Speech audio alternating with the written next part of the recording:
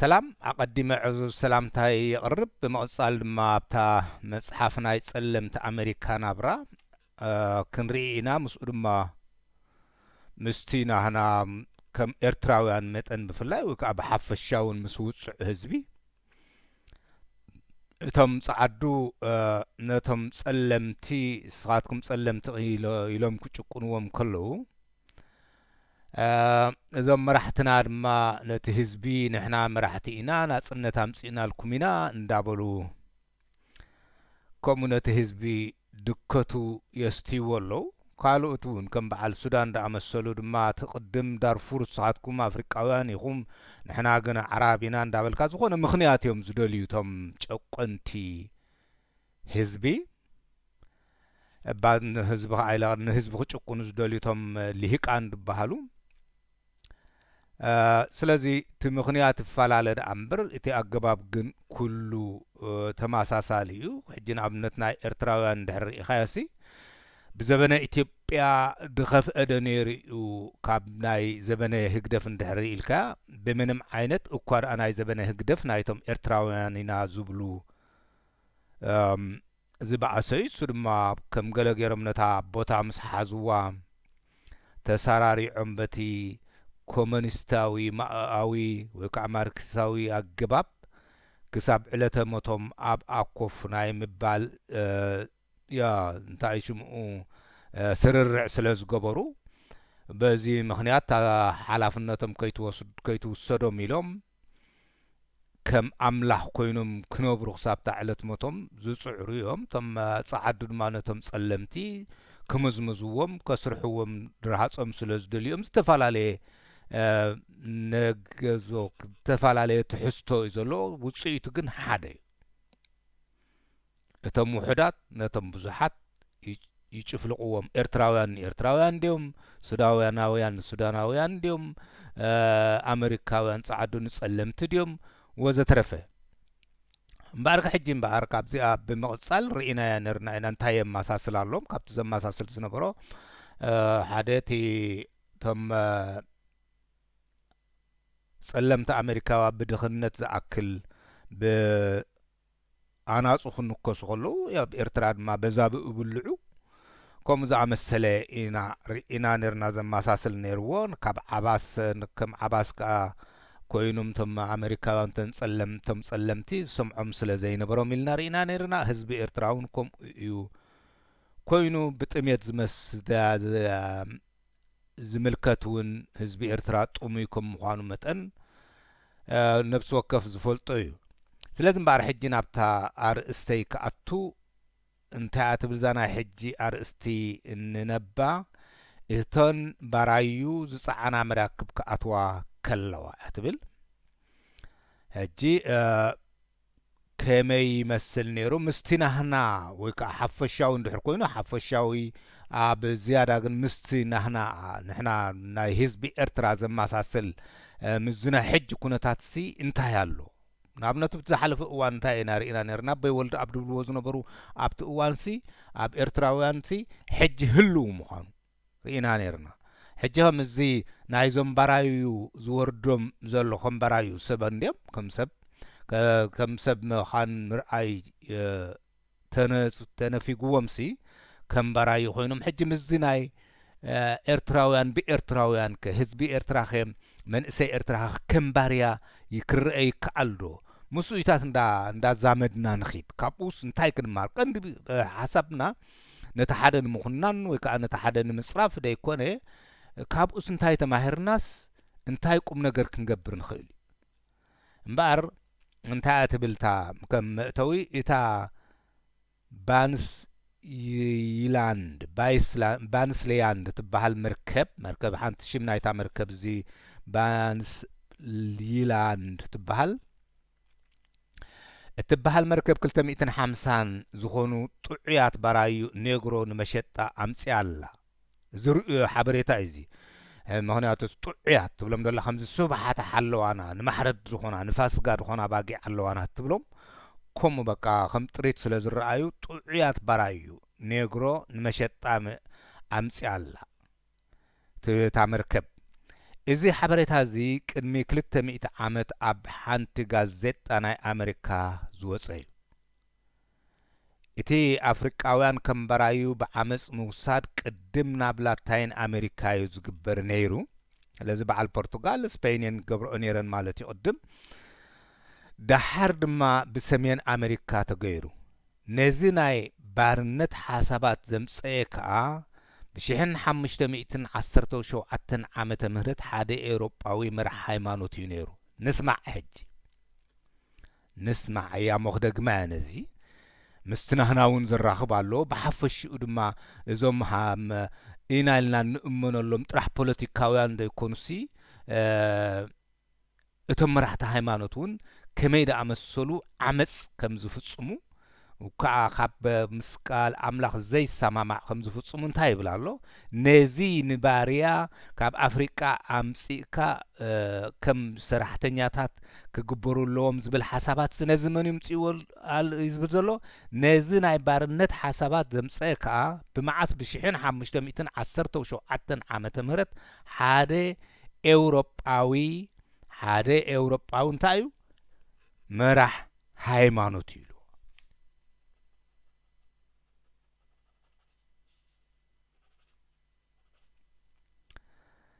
ያ ስለዚ እምበኣር እሱ የድብል ዘሎ ኸቲ ንሕና ክነሓስቦ ዘለና ሕጂሲ ቡየተ ትማል እውን ኣብቲ ስታይ ደብሎ ገለ እዞም ካህናት ናይ ገለ ዝገብርዎ ካህናትሲ በዓል ንሳቶም ዝኣትውዋ በተ መንግስተ ሰማይ ስትትረፍካ እያ ተብለካ ዝብል በዓልዚ መራሕ ሃይማኖት እዚ ንባርነት ዝደገፈ ኮረኸም ሓሳባት ዘቕረበ እሞ ኣብ ግብሪ ዘውዓለሲ ከመይ ጌርካ ናብ ከም መራሕ ሃይማኖት ክትቅበሎ ትኽእል እዩ ዘሎ እዞም ንበዓል ፓትርያርክ ልብሶም ዝቐንጠጡ ሕልኖኦም ቅንጡጣት ውሽቶም ባዶታት ከዓ በዓል እዚኣቶም ክሰብኩኻ ከለዉ ክምህሩኻ ከለውሲ ከመይ ጌርካ ኣኻመኑ እዚኦምስ መንግስተ ሰማይ ከእትውኻ መንገዲ ኣምላኽ ክመርሑኻ ኢልካስ ከመይ ጌርካ ኢኻ ትቅበሎም ዓቕሚ እንድሕር ተዘይብልካ እንተፈራህካ ግን ከምኡ ትብሎ ስለዚ ክንደይ ካብ ኩለን ኣብያተ ክርስቲያናት ካብ ጴንጤቆስቶኦም ጀሚርካ ክንደይ ኣምስሉ ቅዱሳት ዘይኮኑሲ ርኹሳት ክበሃሉ ዝኽእሉ ብዘይቀል ዓለም ርኹሳት ኢኻ ክትብሎም ትኽእል ነዚ ጉጅለዚ ሳሕል ዝድግፉ ርኹሳት ንህዝቢ ኤርትራ እንዳጽነተ ከሎ ገረውረው ኢለን ዓድታት ኣሎ ዝመስለና ደሎ ህዝቢ ኤርትራ ምጽናቱ ዝኸይድ ዘሎ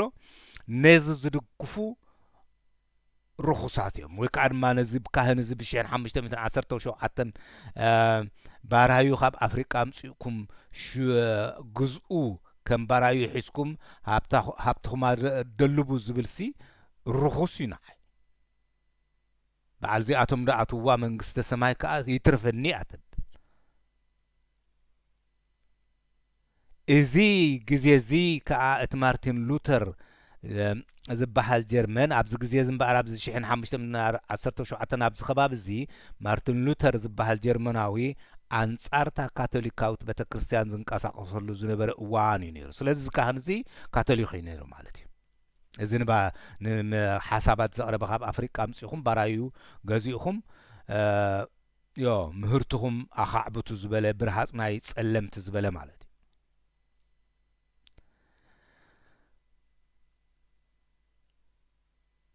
ብዘይ ስራሕ ናይቶም ሚልዮናት ዝቁጸሩ ባራዩ ካብ 1617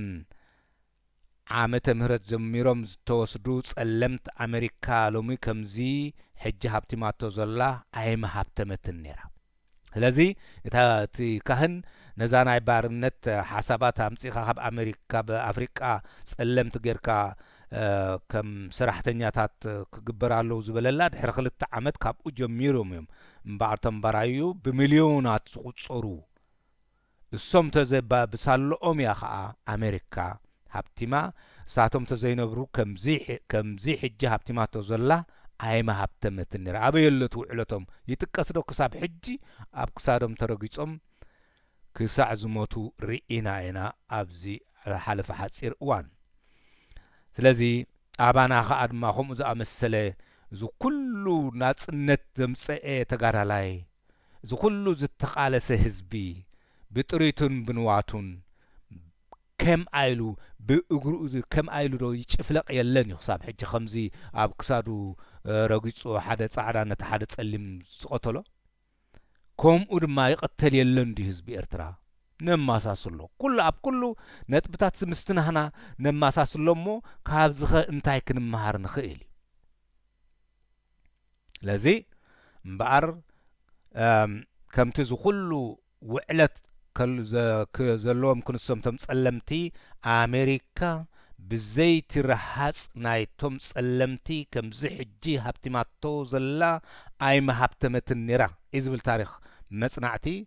እዞም ጉጅለ ሳሕል ድማ ሳላ ህዝቢ ኤርትራን ተጋዳላይ ህዝቢ ኤርትራን እምበር ኣታሊሎሞ የዐሽዮሞ ሸጢፎሞ ሽርሒ ብሽርሒ ሓስዮም ከም ዝስዕቦም ገይሮሞ በዚ ምኽንያት ድማ ሳልኦም እዩ ግን ሳልኦም ኮፍ ኢሎም ኣለዉ ብታ እንታይ ሽሙ ገሊኦም እኳ መብዛሕትኦም ስታክሲ ኮፍ ኢሎም ኣለዉ ሓደ ኢሳያስ ጥራሕ እዩ ዘሎ ገለ ሓደ ክልተ ድማ በዓል እዚ ጴጥሮስ እዩ ኣላመኒ ሽሙ ድማ ይህልው ይኾኑ ሸለብ ገለብ እንዳበሉ ብውሽጦም ከምዚ ናይ በዓል ስብሓት ከይወርዶም እንዳፈርሁ ድነብሩ ኢሳያስ እውን ርእሱ እንታይ ድፍረትን ቅሳኔትን ዘሎ ድቃስ ክድቅስን ኢሉ ብዘይገድስ ግን ሳላኦም ዝተረኸበ ክሳብ ሕጂ ድማ ነቲ ህዝቢ የጽንትወሉ ኣቦታቶም ተሰዊኦም ስደቆም ተሰዊኦም ስደቅደቆም ተሰዊኦም ኣይኮኑን የቕትልዎም እዮም ዘለዉ የቕትልዎም ቃል ብቃሉ የቕትልዎም እዮም ዘለዉ እምበር ተሰዊኦም ክትብል ኣይትኽእልኒ ኢኻ ማዕብነቱስ እንታይ ዳሓን ትረፈኒ እምበር ጉዳም እዞም ናይ ከምዚ ጌርና ሳውራ ኣምፂና ናጽነት ኣምፂና ድብሉ ሃበስ ቀደስ እዚ ሃበስ ቀደስ እታ ወይ ከዓ ድማ ንኣብነቱ ተበልናሲ እዞም ናጽነት ኣምፂና ኢና ገለ ኢና ዝብሉ ይበሃል ንሰምዕ እንዲና እሳቶም ንህዝቢ ኤርትራ እቲ ናተይ ወለዶ ማለት እየ እቲ ናተይ ወለዶ ዘበኑ ስለ ዝነበረ ካልእ ኣማራፂ ስለ ዘይነበሮ ደኣሉ እምበር ኣብኡ ክጋደል ከይዱ ዕድል ተስፋ ስለ ዝሰኣነ እምበር ንህዝበይ ኢሉ ዝወፀ ውሕድ እንተልዩ እምበር የለን መሳተይ ከይዶም ተስፋ የብለይን ኢሉ ዝኸደ እዩ እቲ ኩነታት እዩ ከምኡ ፈጢሩ ስለዚ እዚኦም ናጽነት ከምጽኡልና ከነምጽእ ኢና ንህዝቢ ኤርትራ ከነምጽእ ኢና ኢልና ተጋዲልና ዝብሉ ሓሶት እዩ ሕጂ ንኣብነት ንበልሲ ዝንእሽቶ ወለዶሲ ይስደድ ኣሎ ተሰዲዱ ድማ ስድርኡ ይጥውር ኣሎ እቲ ኩነታት ከምኡ ካልእ ምርጫታ ዝሓሸት ምርጫ ከምኣ ስለ ዘላቶ ደኣሉ ዝስደድ ዘሎን ዝተሰደደን እሞ መልሹ ድማ ንውፅኢቱ ድማ ወይ ከዓ ፅዒሩ ድማ ንስድርኡ ስለ ዝጠመ ዝጥውር ዘሎ እምበር ንስድራ ቤተይ ክጥውር ኢለ እየ ምእንቲ ስድራ ቤተይ ኢለ እንድየ ተሰዲደ ካብ ክወፅእ ከሎስ ከም ኣይሉ እዩ ስድራ ቤተይ ክጥውሮም ኣለኒ ኢሉ እዩ ታቐንዲ ዕላምኡ ኣይኮነትን ልክዕ ከምኡ እዩ ከዓ ናይ ሰውራና ከዓ ልክዕ ከምኡ ናይቶም ቀዳሞት ማለት እየ ኣብኡ ምስከድና ግን ንህዝብኻ ትስዋእ ንበዝኻ በጃኻ ተሓልፍ ምስ በሉና ግና እቲ ሓጢኣት እንተበዝሐ ጽድቅ መስል ሓሶት እንተበዝሐ ከዓ ሓቂ መስል ሞ በትዕሸል ዝኾነ ኣተሓሳስባና ከምዚ ናይ ዘበን ዝሳላ ሜድያን ገለን ዝገፍሐ መንእሰይ ከምኡ ገፊሕ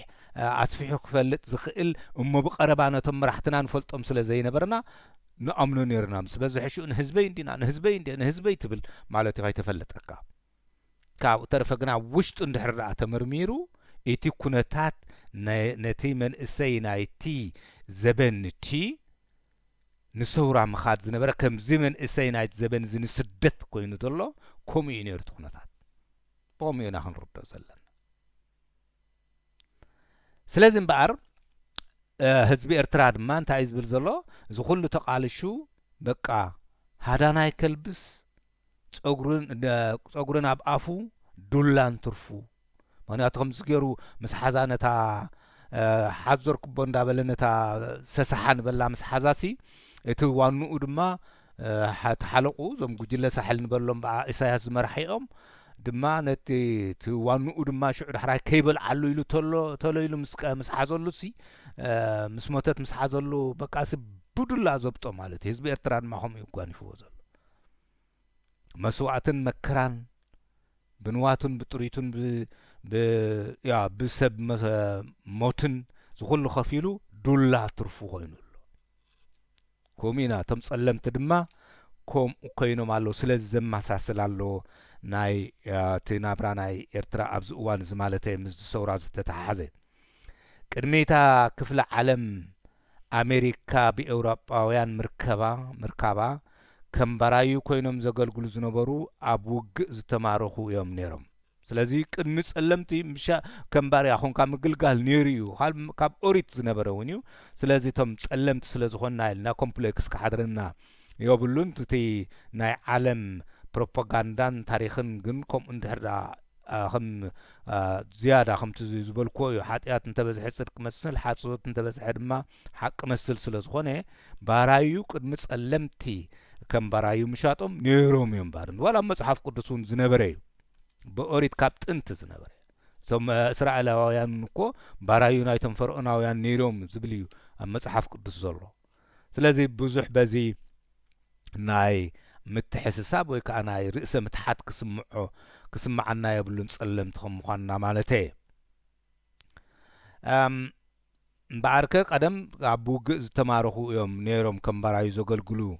ዝብል ዘሎ ታሪኽ ኣብ ኣሜሪካ ምስ ተረኽበት ግን እቲ ብዝሒ ስራሕ ኣብ ውግእ ዝተማረኹ ጥራሕ ክዕመም ዘይክእል ኮነ በቃ ኣብ ውግእ ዝተሰርሐ ጥራሕ ክዕመም ኣይተኸኣለን ዝያዳ ባራዩ ኣገልገል ትደልዮም በዚ ከዓ እታ ማዕከን ባራዩ ዝርከብዎ ኣፍሪቃ ኮነት እታ ሓሳባት ድምፃ ድማ ሓደ መራሒ ሃይማኖት ብ1517 እዩ ዝብል ነቢብና ነርና ኢና እቲ ገበን ናይ ኤውሮጳ ኣብያተ ክርስቲያናት እቲ ገበን ናይ ኤውሮጳን ኣብያተ ክርስቲያናትን ነቲ ኣብ ኣሜሪካ ዝግበር ዝነበረ ናይ ባራዩ ንግድ ተሓባበርቶም ብምዃኖም እዩ ስለዚ ሕጂ ድማ እምበኣር እንታይ ዝብል ዘለኹ ምዝናህና ብፍላይ ታ ቤተ ክርስቲያናት ካብ ጴንጦኦም ጀሚርካ ክሳብ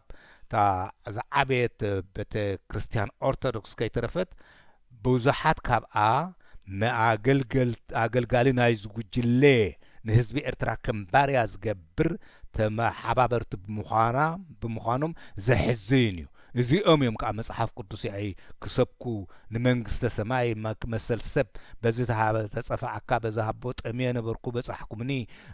ዓሪቐ ኸደንኩምኒ ተወፂዐ ንፍትሐይ ተቃለስኩም ንበሎ ንድኻታት እንዲ ዝሕግዝ ነይሩ ክርስቶስ ዳ እዚኣቶም ግን ነቲ ድኻ ህዝቢ ምስቲ ሽሞኛ ኮይኖም ዝጭፍልቑ ልኡኻት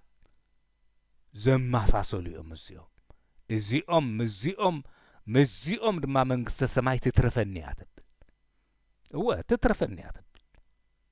ነዞም ንበዓል ዞም ፓትርያርክ ዝቕንጥጡ ነዞም በቃ ኣበየላ ሉል ኮይና ጠምዩ ድሓድር ህዝቢ ኤርትራ ሰማይ ሰቒለያ እየ ኣበይ ዘሎ እንዳ ጥርሙዝ ናጽነት ረኺበልኩም ዲኹም ዝኹሉ ተሰዊኡ ድማ ተበበይንና ዓይና ኢሉ ዝሓስብ ሰብ ነቲ ሓቂ ዘይፈልጥ እዩ እንዳበለ ነዚ ዝድግፍ ኩሉ ከንቲ እዩ ንኸምዚ ዝድግፉ ድማ ካህናት ድማ ታናቶም ናብ መንግስቲ ኣምላኽ ክንምህረካ ኢና ዝብሎ ናብ ገሃንብ እዮም ከእትውዎ ናብ ቀተልቲ ደጋፊ ቀተልቲ ጨቆንቲ ኣሰርቲ ናብኦም ከም ንጽጋዕ እዮም ዝገብርዎ ዘለዉ ነቶም ዝመርሕዎም እዚኦም ኩኑናት ደኣ እምበር ብሩኻት ክኾኑ ይኽእሉን እወ እቲ ምኽንያት ድማ ሓደ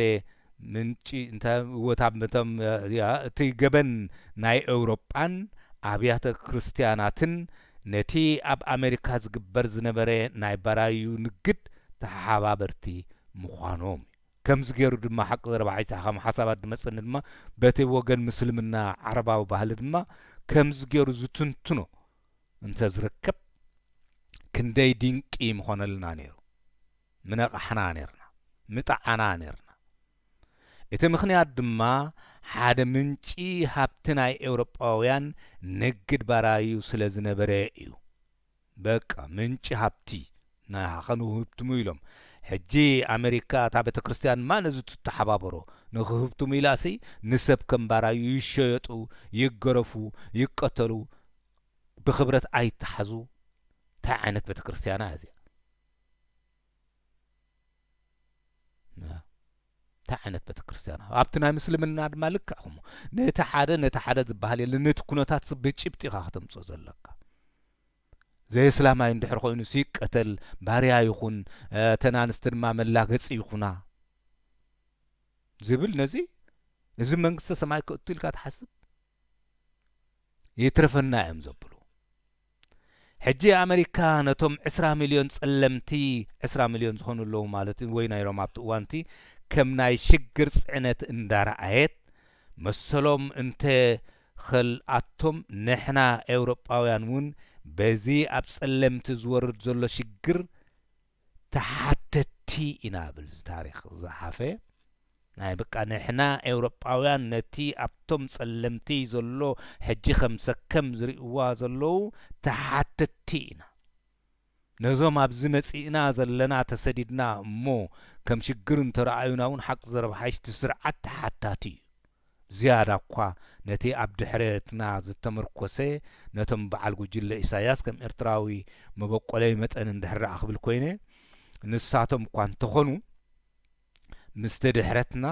እሳቶም እውን ንበዓል ኢሳያስ ንዑድ ኣይፋልኩምን ዘራይ ክንደሊ እንታይ ደኣ እሞ ዓቕሚ ደየብልና ኮይንና ማለት እየ ዝኾነ ኮይኑ ከምኡ ዝብሉ እንተንረክብ ከመይ ጽቡቕ ነይሩ ነቲ ኩነታትናስ ብውሽጥና ንሕና ኤርትራውያን ኣውራጃ ሃይማኖት ዝበሃል ኣብ ድሕረት ዝተመስረተ ሽግር ስለ ዘለና ንሕና ነቲ ዝወርደና ዘሎ ተሓተቲ ኢና እቶም ንበዓል ኢሳያስ ሒጆምልና ነስመራ ዝኣተዉ ተሓተቲ እዮም እቶም ንበዓል ዓብደላ ዝኹሉ ሽግር እንዳምጽኡ ተሰኪሞሞም ዝኸዱ ዝነበሩ ተሓተቲ እዮም ክንብል ክንበቃ ንሕና ኤውሮጳውያን ተሓተቲ ኢና ብላሎ ከም ኤውሮጳዊ ተሓተቲ ኢና ነብሱ ምስ ኣሓዊሹ ስለዚ እዚ ድማ ምስ ብንቕሓት ዝመጽእ እዩ ክንነቅሕ ክንምሃር እዚ ናተይ ዝብሎ ዘለኹ ድማ ንኽንነቅሕ እዩ እምበር ሰኢልካ እዚ ናሓድሕድካ ምክሳስ ወይ ገለ እቲ ግዜ ዘምጽኦ እዩ ነቲ ግዜ ንኽተመሚኻ ናብ ቁም ነገር ናብ ረብሓኻ ከተውዕሎ ግን ንቕሓት የድሊ ስለዚ እምበዓር እቲ ኣብ መንጎና እቶም ኣብ ኤውሮጳ ወይ ከዓ ድማ ብኣባና ዝወርድ ዘለዉ እቶም ኤውሮጳውያን ብዙሕ ኢድ ኣለዎም ነዚ ድማ ንሳቶም እቶም ንቑሓቶም እንድሕር ዳኣ ረኺብካዮም ብርግጽ ብዙሕ ኣይዕሮም ኣይቑዞም ኣይቕሮም ርምሉን እዮም ወይ ከዓ ከሸፋፍንዎ ይደልዩን እዮም እቲ ኩነታት ከምኡ ነይሩ እቲ ዘበን እቲ እዮም ክብሉኻ ዝኽእሉ እቲ ለዘበን እውን ካብኡ ይሓይሽ ማለት ግን ኣይኮነን ኣብቲ ግዜ እቲ ንሕና ኤውሮጳውያን ንብል እዚ መጽሓፍ ታሪክ እንታይ ዝብል ዘሎ ኣብቲ ግዜ እቲ ንሕና ኤውሮጳውያን እውን ንጸለምቲ ከም ሰብ ንርእዮም ኣይነበርናን ንብል ምክንያቱ ብዘበን ሂትለር ኢለ ነይረ እየ ንጸለምቲ ካብ ሰብ ንታሕቲ ካብ ህበይ ንላዕሊ ኢሉሶ ዝገበረሎም ከም ዝነበረ በዓል ሃምበርግ በዓል በርሊን ከም ዝበሃል ብርግጽ ከዓ ነይሩ እዩ ርኢና ኢና ምክንያቱ ከይደን ባናና ዘብጽሓ ዝነበራ ኣንስቲ ስለ ዝነገራና ለዚ ይብል እዩ ዘሎ በቃ ሕጂ ድማ ክንደይ እዞም መራሕቲ ጉጅለ ሳሕልከን ህዝቢ ኤርትራ ክብረት ናይ ሰብ ህብዎ ድዮም ኣብ ባሕሪ ንዝጣሓሉ ምልእቲ መርከብ እወ ኤርትራውያን ነይሮሞም ይበሃል እንዳበልካ እንዳሰሓቕካ 60,000 70,000 መይቶም በቃ ዋዛ እንዳገበርካ ዝበዓል ናይ ሰማዕታት ከም ሰብ ይርእዎም ድዮም ከም ሰብ ኣይርእዎን እዮም ክብረት ናይ ሰብ ኣይህብዎን እዮም ዞም ጉጅለ ሳሕል እቶም ናይ ሱዳን ከምኡና ግን ናብታ ናትና ጥራሕ እንታይ ሽምተ ክድረት ስለ ዝደለኹ ይብኣ ተኸሊለ ክተርፍ ስለ ዝደለኹ እየ እምበር ኩሎም ኣብዚ በዓል ናይ ኢትዮጵያ እውን ከምኡ እዩ እቶም ናብ ኣሜሪካ ዝተሰደዱ ኤውሮጳውያን ካብ ዝተሰዲዶም ንኤውሮጳውያን ዝኸዱ እሞ ኸዓ እቶም ከኒሻ ብዛዕባ ክርስትና ዝነበሮም ኣረኣእያ ክርስትና ናይ ጸዓዱ ሃይማኖት እምበር ኣምላኽ ንኹሎም ዓሌታት ብማዕረ ከም ዝርእዮም ስሒቶሞ እዮም። ብፍላይ እቶም ከኒሻ ኢኻ ዝብሎም ዘሎ ሕጂ እዚኦም እሞ ኸዓ እቶም ከኒሻ ይድብሎም ዘሎ ከኒሻስ ሊበራል ኣተሓሳስባ ክህልዎም ዝግብኦም ማለት እዩ። ግን ብዛዕባ ክርስትና ዝነበሮም ኣረኣእያ እንታይ ኢልዎ? ክርስትና ናይ ጸዓዱ ሃይማኖት እምበር ኣምላኽ ንኹሎም ዓሌታት ብማዕረ ከም ዘይርእዮም ስሒቶሞ እዮም። ግን ናባና ድመፁ ወይ ደኣ ናይ ፖለቲካ ነገር ደኣ እምበር ናባና ድማ ድመፁ ወይ ከዓ ድዝርግሑ ግን ነይሮም እዮም። ድሓን ትረፍ ግን እቲ ኣብዚ ዘሎ ጥራሕ ነንበቦ ብናቶም ኣተሓሳስባ እቲ ካብ ኤውሮጳ ናብ ኣሜሪካ ዝኸደ ሃይማኖት ናይ ጸዓዱ ጥራሕ እዩ ነይሩ። ስለዚ እታ መንግስተ ሰማይ ድማ እምበኣር ናይ መን እያ? ናይ ጸዓዱ ጥራሕ እያ ነይራ ኢሎም እዮም ዝኣምኑ ነይሮም። እንድሕር ደኣ እቶም ጸዓዱ ስታይ ክበሃሉ ኮይኖም ግን እቲ ሃይማኖት ግን መበቆሉ ኣብቲ ኢየሩሳሌም ከባቢ ከም ምዃኑ ወይ ከዓ በዓል ግብፂ ከም ምዃኑ በዓል ሙሴ መሰረቲ ናይ ሃይማኖት ከም ምዃኑ መጠን ኣብኡ እዩ ነይሩ እቲ 10 ትእዛዛት ዝፈጠረ ዘበነ ሙሴ እዩ ዝበሃል። ስለዚ ኣብ ኣፍሪቃ ይነሩ እንተበልካ እውን ኣብ ኣፍሪቃ ድማ እቶም ፈርዖናውያን ገለ ዝነበሩ እቶም ይሁድ ብመጠኑ ንሳቶም እውን ከም ጸዓዱ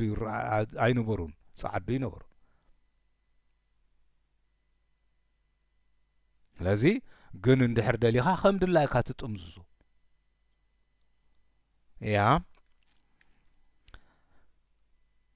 እንታይ ዝብሉ ስለዚ እቲ ሃይማኖት ነቶም ጸዓዱ እምበር ንኹሉ ማዕረ ከም ዝግብኦም ስሒቶሞ እዮም ነይሮም እቶም ጸዓዱ እዩ ዝበሎ። ብናቶም ኣተሓሳስባ እቲ ካብ ኤውሮጳ ናብ ኣሜሪካ ዝኸደ ሃይማኖት ናይ ጸዓዱ ጥራሕ እዩ ነይሩ እንዲሉ እቶም ጥራይ ኣብ 18 ክፍለ ዘበን ካብ ኣፍሪቃ ከም በራዩ ዝተወስዱ ጸለምቲ 7 ሚልዮን እዮም ዝግመቱ። ስለዚ ኣብ ውሽጢ ኣብ ውሽጢ 100 ዓመት ኣቢሉሲ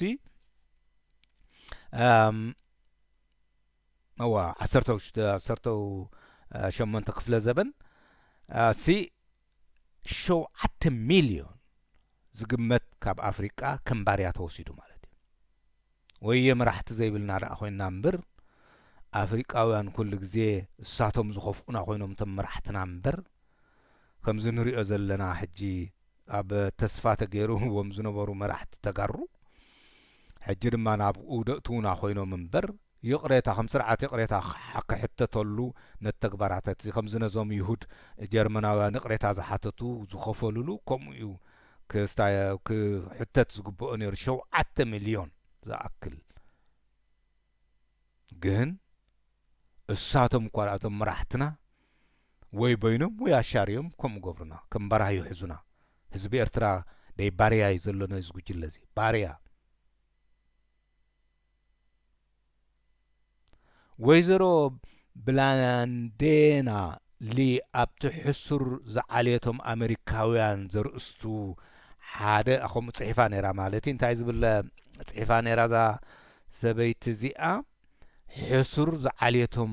ኣሜሪካውያን ዝብል ኣርእስቲ ዘሎ ጽሒፋ ነይራ። ሓደ ጸሊም ኣብ ሓብቲ ካብ ኣፍሪቃ ናብ ኣሜሪካ ዝውሰደሉ እንትሓሚሙ ብህይወቱ ከሎ እዩ ናብ ባሕሪ ዝድርበ። ሓሚሙ እንድሕር ተባሂሉ በቃ ናብ ባሕሪ ይድርበ። እቲ ካፒቴን ከዓ ጽዕነት ተደርቢዩ ኢሉ ኣብ ጥራዙ ይጽሕፍ ትብል። ሰብ ተደርቢዩ ደይኮነሲ ጽዕነት ተደርቢዩ በቃ ከም ነገር እዮም ዝሕሰቡ ነይሮም። ሕጂ ድማ ምዝናህና ናይ ኤርትራውያን እስከ ንርአዮ ካብ ኣስመራ ጀሚርካ ባዕላቶም ኢድ ኣለዎም ዋላ እዚ ሰምስራ ድበሃል ኮነ ኣስመራ ንዓኣቶም ዳኣሎም ነቶም መራሕቲ እንዲ ዝኽፈል ሕጂ ኣብ መንገዲ ክንደይ እዩ ህይወቱ ዝሓልፍ ክንደይ ኣብ ሰሃረ ኣምፂኦሞ ነይሮም ሬሳታት ኣብኡ ተደርቢዩ ምናልባሽ ከምዚ ክትዘቕዘቕ ክትብል ከላታ መኪና ተሓደ ወድቕ እሞ ሰኢሉ በቃ ከየቕለበሉ እዚኦም ስኳ ፅሓፍ ነይሩ ሓደ ፅዕነት ተደርቢዩ ኢሉ እኳ ፅሕፍ ምናልባት ዘይተፃሕፈ ኣስማቶም ሲ ኣብቲ ምድረ በዳ ናይ ሰሃራ ክንደይ ኤርትራውያን እዮም ዘለዉ ኣብ ባሕሪ ዝጠሓሉ ኸ ክንደይ እዮም ኣስማቶም ከ ተሰኒዱ ድዩ ነይሮም ኤርትራውያን ነይሮሞም ይበሃል ኣፍሪቃውያን ጥሒሎም እንታይ እሞ ክገብሩ ኸይዶም እንዳበለ ዘስካዕልል መራሕደ ኣይኮነን ዘለና ነዚ የመሳሰሊ ምዞም ናይ ጸለምቲ እኳ ደኣ ኣብ ዝናህና ብዝገደደ ተዘይገዲዱ ምክንያቱ ዝተመርሐኻ ዘሽካዕልለሉ ወይ ከዓ ከም ጽዕነት እኳ ሓደ ኤርትራዊ ዝሃድም ወይ ከዓ ድማ ሓደ ኣደኖ ገሌ ኣብዚ ዕለት ከምዚ ኣብዚ ቦታ እዚ ብዕለ ብሰዓት ክንዲዚ ህይወቱ ሓሊፋ ወይ ከዓ ወዲቑ ወይ ከዓ ጥሒሉ ዝብል ዘይርከቦ ብዘይ ኣሰር ኣትሊስት እዚኣቶም ሲ ኣሰር እኳ ርከቦም ከምዚ እዛ ናይ ሰበይቱን ፕሬሲደንት ኦባማ ሚሼል ያ مثلا ሚሼል ሲ ጽዒራ ስዕድል ጌራስ ተዓባያ ካበይ ከም ዝኾነት ካበይ ናይ ዓሌት ዘይተጋግየ ክንደይ ከም ዝኾነ ከመይ ክንደይ ዋጋኣ ከም ዝተሸጠት እዚ ኩሉ በፂሓቶ ንህይወታ ኣቕሲኑዋ ማለት ስለዚ እቲ ምፍላጥ እኳ ቅሳኔት ህብ እዩ ሕጂ ግን ካብኡ ድማ ኣበይ በፂሓ ድማ ንርኢ ኣለና ስለዚ ክንመሃር እንዲ ትቐንዲ ዘሎ ትቕንመሃር እዩ ዘናይ ብሓቂ እቲ ሰብ እንተተደርበየሲ ጸሊም ስለ ዝኾነ ከም ጽዕነት ተራእዩስ ጽዕነት ተደርብዩ ኢሉ ኣብ ጥራዙ ይጽሕፍ ትብልታ ሰበይቲ ባብቲ ሕሱር ዝዓልየቶም ኤውሮጳውያን ትብል እቶም ካብ ዓዶም ከም በራዩ ንኣሜሪካ ዝተወስዱ ኣፍሪቃውያን ኣብቲ ሕርሻ ጡጥን ሩዝን ሽኮርን ንክሰርሑ ስለ ዝተደልዩ እዮም እቲ ቀንዲ ኣድላይ እንዳኾነ ዝመጸ ግን ሕርሻ ጡጥ እዩ በቲ ስራሕ ናይቶም መሳኪን ጸለምቲ ካብቲ ሕርሻ ጡጥ ዝተረኽበ ምህርቲ እዩ ሃብቲ ኣሜሪካ ሓፍ ኢሉ በዚ ምኽንያት እዩ ሃብቲ ኣሜሪካ ሓፍ ኢሉ ስለዚ ዓቶም ዓቢ እጃም ዘለዎም ሃብቲ ኣሜሪካ ሓፍ ክብል እምበኣር መን እዮም ጸለምቲ እዮም እዚ ግን ዝፈልጠሎም የለን ክሳብ ሕጂ ከም ሕሱራት ይረአዩ ኣለዉ ምክንያቱ ዝተወደበ ሓይሊ ንመሰሎም ዝጣበቕ ስለ ዘየለ ብ1860 ዓመተ ምህረት ቁጽሪ ናይቶም ኣብ ሰሜን ኣሜሪካ ዝነብሩ ኔግሮ 4 ሚልዮን እዩ ዝኸውን ነይሩ ክትቀስ ዘለዎ ግን ኩሉ ጻዕዳ ኣይኮነን ነቶም ንብረቱ መን እዮም ቶም ጸለምቲ ማለት እዩ ነቶም ንብረቱ ወይ ጥሪቱ ጸለምቲ ብጭቁና ዝሕዞም ነይሩ እዚ ማለት ግን እቲ ናይ ጻዓዱን ጸለምትን ክብረት ፈጺሙ ዝቀራረብ ኣይነበረን እቲ መጽሓፍ ቅዱስ ምንባብን ሃይማኖታዊ ኮንካ ሰንበት መጽት ኣብ ቤተ ክርስቲያን ጸሎት ምግባርን ነቶም ጸለምቲ ኣብ ቤተ ክርስቲያን ክኣትዉ ኣይፍቀደሎምን ቶም ሃይማኖታውያን ከምዞም ሃይማኖታውያን ዝጠቐስክዎም ከምኡ ንሰብ ርሕራሐ ዝገብሩ እንታይ እዩ ዝበለ ነቲ ምሳኻ ዘሎ እኳ ዘየፍቅርካስ ከመይ ጌርካ ከምስቲ ነቲ ዘይትርእዮ እግዚኣብሔር ኣምላኽ ወይ ከዓ እተፍቅር ገለ ዝበሎ ነቶም ምሳኻ ዘለዉ ዝገበርካሎም ዱኻታትን ምውፅዓትን ዝሓገዝካ እዮም ንዓይ ከም ዝገበርካለ እዩ ዝበሎ የለን ኣይስርሕ ንባኣቶም ስለዚ ሰንበት ጸሎት ገብሩ መጽሓፍ ቅዱስ አንብቡ መዓልታዊ ምናልባሽ ግን ነቶም ጸለምቲ ኣብ ቤተ ኣምላኽ ክኣትዉ ኣይመጾም ንምኽንያት እታ መንግስተ ሰማይ እታ ሃይማኖት እታ መንግስተ ሰማይ ነቶም ጻዓዱ ጥራሕ ኢሉ ዝተኣምነላ በዚ ኢኻ ኃጢአት እንተበዝሐ ጽድቅ መስል ዝበሃል بخمزي بشحن تشعو عتم إتن عسران شو عتن عامة مرت جن جلس عدو أنصارتي أقوام بارنت نايتا بيت كريستيان دمس كسمعو جمرو تبل كوم نزوم ناي بحقي كم زع مسألة زفلاليو زي أتم تسلم تنصعدوني لهم ديم زفليو زوم كرا أسلامن كريستيان دابلو مخفلالي زدليو كم زغير كم مكاتهم يدلي بفلا إتم أوراد جاويان مو إتم زخفو بديدو بديدو بحال حمام الله مثلني تزخف أخم بحال إتم أوراد جاويان نا أوراد جا كم عليت زريقن بديدو تزخف خاب زخف يلن تي زخف خاب كخون زخل ستدحرتيو مهنياتو أبوز تسرت سلازخونه كاو ترفقن ناي ارتراوان كوسد انتحرد أخوينه اتي ناي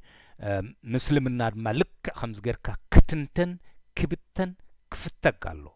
تبهلتي نهاتهم صعبتوس انتاي سنة لبونا ايزو حدرو اللهم نزوم صعدو يبتنو اللو اتي سنة لبونا سلامنتاي نابتي تحساسباتي مزيوم تقومون انتايش من سلز دليو ازوم سبات ازيوم نتي ابتم برايو زقبر عمس مستو حستو امنت كرستن زي سامامع زخونهم يوم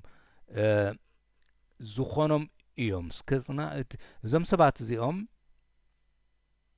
هو توم أنصار بنتا كجمرة مو نتاعنا نبي بنا نرنا حلفت حسابات بشحن شو عتميتن عسران شو عتن عامة مرت جن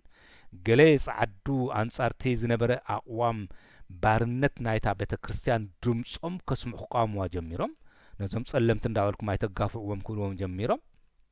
كومينان دل زلنا خا كابتم ሃይማኖታውያንን አውራጃውያንን بفلاي እዞም ሰባት እዚኦም ነቲ ኣብቶም ባራዩ ዝግበር ዓመጽ ምስቲ ትሕዝቶ እምነት ክርስትናኦም ዘይሰማማዕ ዝኾኖም እዮም እዚ ከምቲ ክርስቶስ ዝመሃረና ኣይኮነን በቃ ንኹሉ ኣህዛብ ንጻዕዳን ንጸለምትን ንቀያሕትን ከይበልኩ ከድሕን እየ ዝመጻኹ ሓደ እኳ ከይጥፍእ كلهم بقى كلهم كدحنو دا أمبر تسعان تشعتن باقي نرى نتحنت تفقت كدلي زمصاوكي أمبر ندابله زمهرنا دا أمبر نسألم تقافع زبل سي نحد خفال حبرة سبوي كأن بولو قافع زبل سي أي تقبلون ساعة ما هايمانتهم بمسرة هايمانتهم إتن نتيز جبر زنبرة سرعة بارنز زدقفا زنبرة بيت كريستيانات جن نتي أقوامن بتقس مصحف قدس جيغا كم زي كونا كرقا قصو دلع نقلب حجي أما مصحف قدس حادة تقس خمزي بقرآن درخبو دهر بقرآن دهر دلي خدما ده إسلامي دخوني باريا خونا لو قتل لو قلت زبل كتركب تخيخا يهودن كريستيانين تخوينهم جن قبرن دخفولو كم زبل الله إزبال دارجار سنيعهم إزبال الله بالقرآن حجي إزيهم دما نتهم برايو نتهم سلمتهم أخن حزم زي زفكرلنا كفال مصحف قدس الله يوم زبل زلو انتهي يكون كبليهم دحرا انتهي بلا الله أبز فترة حجي نرئي ونزيا يم كتكم لازلو زدلي زلو أبز فترة معرفة الشعات تقصي عسران حمشتن إتي تاريخ نو نزر ودو كم باريا كون نكام مالتيو ازو نزر ودو كم باريا كون إلو يرقيمو إيو سلازي زوم كام دما أفريقاويان جينا عايسي خمس جيرو مانتاك وزرق كام سخاسي كبلو ندحر بتاريخ ندحر كونو كابتم قداموت آمنتي زرق اللكايلة إلو تاريخ زمسكر اللي قرمونو أبت حدا أملاخ مؤمن قرمونو هنيريتي أب حدا أملاخ مؤمن ببعل إبراهيم بعل مسيئت مسريتو سلازي إزيس كم زيز عمسلة تتصحفو إلكاس كم قبول كتوسدو نتزبن تسألم زبل كالق ترجم دا علو كلو علوم بر نحبري كم زي كونن عاي ردي مهنيتو بإيفولوشن دحر كيدكو نسمين داخل دا صعدو إذ خيد ما صعدو سي زيادة من قصة سمايز أتو دي خبلنا دي خبال بعل دبي بعل وخاريا وعل كالوت انتالو أب حاجاي برا زي بناو دخونا أب كرمتر برد مسكونن ما صعدا زخونا فترة هالو أبو سلازي تومابت زي صعدو بوتا زنبرو نسمين داخلك بناي صحاي مخنيات زبال بساينس سيستاتهم زيادة قدامت مسرع خسرعي مالتي بتمنقست السماي نزي هبس قدس زي كنأمن دينا مالتي نزس مماغوت خقبرو لنا مالتي سلازي انت عايز بتزلو نتي أب زفترة زلو استشعته تغسع سران حمشتين مالتي تاريخ كتنبو تقول لهم أنتم تسمعوا لهم مسحف قدس نزر ودو كام نونه انتايلو باريا خوني لرقيمو سلازي تسلمت بدلية أملاق حسورات خونو توسينو اللوميو ازو كنت يا توسينو اللوميو بلو تم صعد تم نتي مسحف قدس انتايش مزبل كالي دما نزل فرس عب مسحف قدس كم زركب انا رقصنيا ኢትዮጵያዊ ኣብ ኢሳያስ ኮቲ ኢትዮጵያዊ ጸሊም ማለት እዩ በቃ ከምዲ ዳሓነ ዝባ እንዳበለስታይ ዘብሎ እምበር ባርያኹን ነዚ ልክ በቃ ብልቦና ኢና ክንሪኦ ዘለና እምበር በዚኦም ኣብ ገለገለብኮ ኣለዉ የማቦታትና ጻዕዳ ልቦም ገጾም ጻዕዳ ልቦም ጻዕዳ ዝበላ ባህላ ኣሎ ቦታትና ናይ በሐቂዮም ከምኡ ዝኣምኑ ክፋል ኩሉ ይኽእልዮም ሎሙ እውን ኢሉ ነቲ ኣብ ዘፍጥረት 28 ጥቕሲ ሓደ እቲ ይስሐቅ ንወዱ ያዕቆብ ካብ ኣዋልድ ከነዓን ኣይትምርዖ እዚኣ ድማ ናይ ወገናዊኣ ከምዚ በዓል ኣቶ ድራር ድዮም ደቂ በቃ ከይትምርዓውኦም ድሕር ደኣ ተኸላኺልኩም ለን ድማ ንስኻትኩም ደቂ ካልኦት ኣይትምርዓዎ ክንዮም ገለ እንዳበሉ ኣብታ ውራጃ እኳ ሳንዴታት ዝኸፍአታ ናይ ብሓቅታ ዝኸፍአት ኣብ ሕብረተሰብና ዘላ ቅድሚ ኩሉ ተበንቂሳ ክትጠፍእ ዘለዋ ኢታ ከም ዓሌት ነውራጃ ከም ዓሌት ትርያ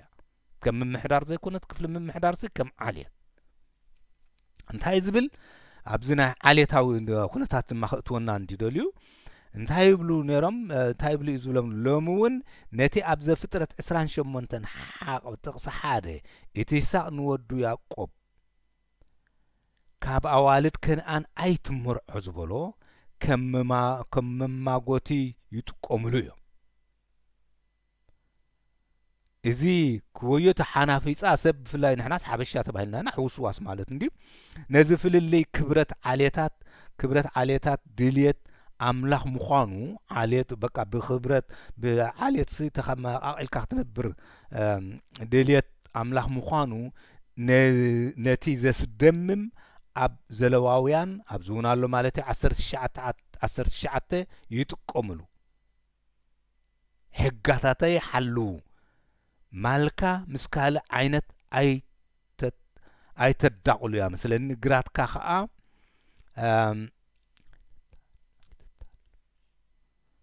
ማልካ ምስ ካልእ ዓሌት ኣይተዳቕሉ እያ ንግራትካ ካልእ ዓሌት ዘርኢ ኣይትዝረአያ ካብ ክልተ ዓሌት ዝተሓወሰ ዓለባ ኣይትከደን እብል በቃ ሽዑ ዳሕራይ በቃ ከምኡ ተባሂሉ ቶም ጻዓዱ ከምኡ ተበሉ ስኳርሓን ቶም ኣውራጃውያን ከምኡ ድብሉና ድሞ ከዓ ናይ መስተንክር እንዲሁ ከምኡ ዝብል ስታይ ብሉ ነዚ ከዓ ነቶም ምስቶም ካልኦት ምስተን ጸለምትስ ከይትዋሰቡ ወይ ከዓ ምስ ካልኦት ዓሌታት ከይትዋሰቡ ይጥቀምሉ ኾኑ እዩ ዝብል ዘሎ መስለኒ ከምኡ ግዲ ድብሉ ነይሮም ቶም ጻዓዱ ኣብዚ ዘለናዮ ዓሌታት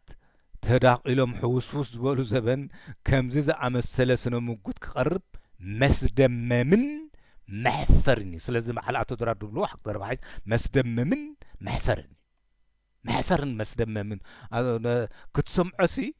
ቅጪ ዘምፅእ ግን ነቲ ሰብ ሓደ ክልተ ዝዱ ኣምኖ ስለ ዘሎ ድማ ክትምልስ ስለ ዘለካ እምበር መስደመምን በቃ መስደመምን ናይ እዚ እኳ መስደመምን ጻዓዱን ጸለምትን እኳ ደይዳቀለሉ ምክንያት የብሉ እንዳበለ ዝጻሕፍ ታሪኽሲ ናይ ኣቶ ድራር ድማ ወደኩ ኻ እንዳበለኒ በትን ድማ ኣነ ካብ ኩሉ ብፅሑኻንያ እንዳበልኮሲ ያ ደቅኻን ክዋሰቡ የብሎምን ስለዚ ናይ መስደመም ስለዚ ትቁሉ ዘቅርቦ ዘለኹ ኣነ ንትምህርቲ ካብቲ መከራ ንምድሓን ኢለ ኸይነቕሕና ብምንም ዓይነት ካብኡ ክንላቀቕ ስለዘይንኽእል እሞ እዚ እውን ምስቲ ናይ ስነ ልቦናና ናህና ምስቲ ሕብረተሰባዊ ዝምድናታትና ምስቶም መራሕትና ካባና ዝበቕሉ መራሕቲ እንታይ ይመስሉ ኣለዉ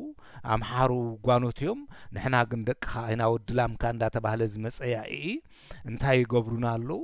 እዚ ኣውራጃ ሃይማኖት ከንታይ ጽልዋ ኣለዎ እዚ እዩ ስለዚ እቲ ናይ ሃይማኖት ዘሎ እንታይ ሽሙ ብዘበን እዚ ከምኡ ክበሃል መስደመምን መሕፈርን እዩ ዝበሃል እዚ ግን እቲ ናይ ኣውራጃ ከም ዓሌት ዝርኢ ግን ነቲ መስደመምስ መስደመሚኡ ነቲ መሕፈርስ መሕፈሪኡ እዩ እንዳበልኩ ንሕጂ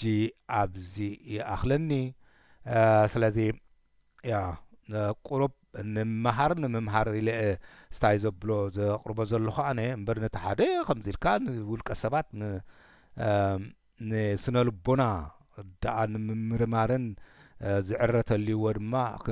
ከነክፍሖ ሓሳብና እንዳእምበር ንስእልካ አንቺ መንቺ ንምባል ኣይኮነን እሞ ንሕጂ ኣብዚ ኣኽለኒ ኣብ ትመጽእ ምሕላፍ ነቲ ናይ ንዕቀት ኣብ ስነ ባርነት ኣተሓሳስባ ትብል ቶም ጸለምቲ ዝገበርዋ ግድልያ ኮይና ክንርኢ ኢና ንሕጂ ኣብዚ ኣኽለኒ ሰላም